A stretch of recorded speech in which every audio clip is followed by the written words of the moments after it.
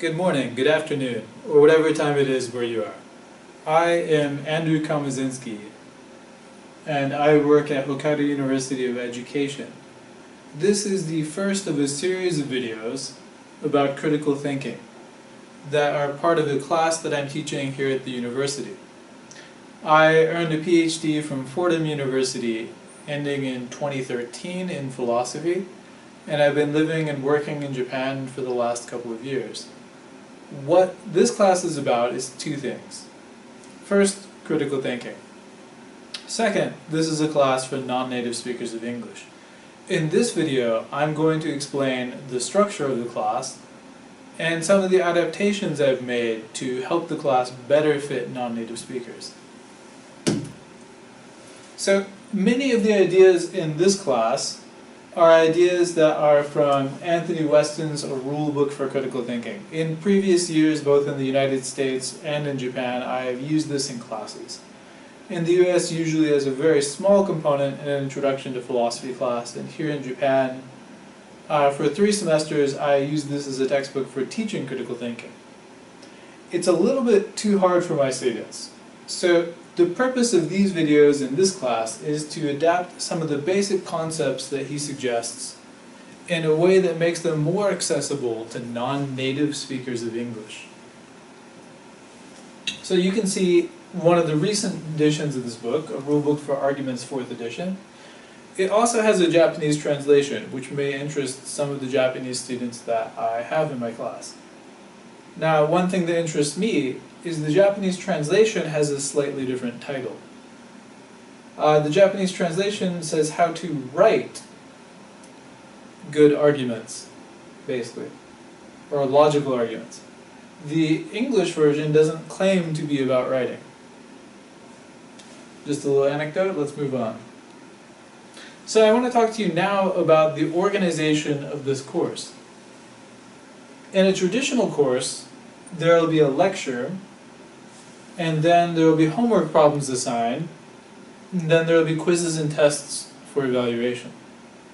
Now, if you think about this as both an ASL course and as a critical thinking course, we can see some interesting details.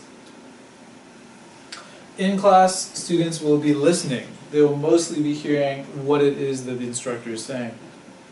They will also be speaking, which is to say that they'll be answering questions or maybe giving their own arguments. Now, outside of class, they'll be asked to do problems. And these problems will involve critical thinking, and these problems will involve writing as the 2 main skills. So obviously there's critical thinking in the lecture too. And then for quizzes and tests, it will involve critical thinking and again writing. Now, when you think about this, the hardest things to do are to engage in critical thinking and writing. The easier skills to do are listening and possibly speaking. This is not an ideal format for people for whom the language skills are often the biggest challenge. Organization. This class, however, is going to be a flipped class. What that means is that we're going to take some of these parts that normally happen in class and we're going to do them individually at home. So in class, we're going to do problems together. So this can help us work on critical thinking and language skills of speaking and writing in class together. At home, the assignment is to listen to lectures.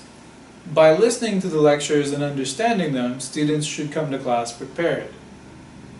And then quizzes and tests will function in much the normal way. During a normal class session, things will proceed as follows. There will be time to ask questions, specifically clarification questions. So students can say, I didn't understand this part of the video, or could you expand on this? Or they can say, is this an example of the sort of thing you're talking about?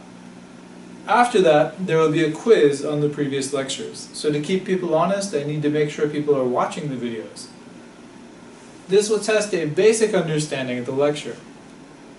Then, in class, we will work on problem worksheets related to lecture material.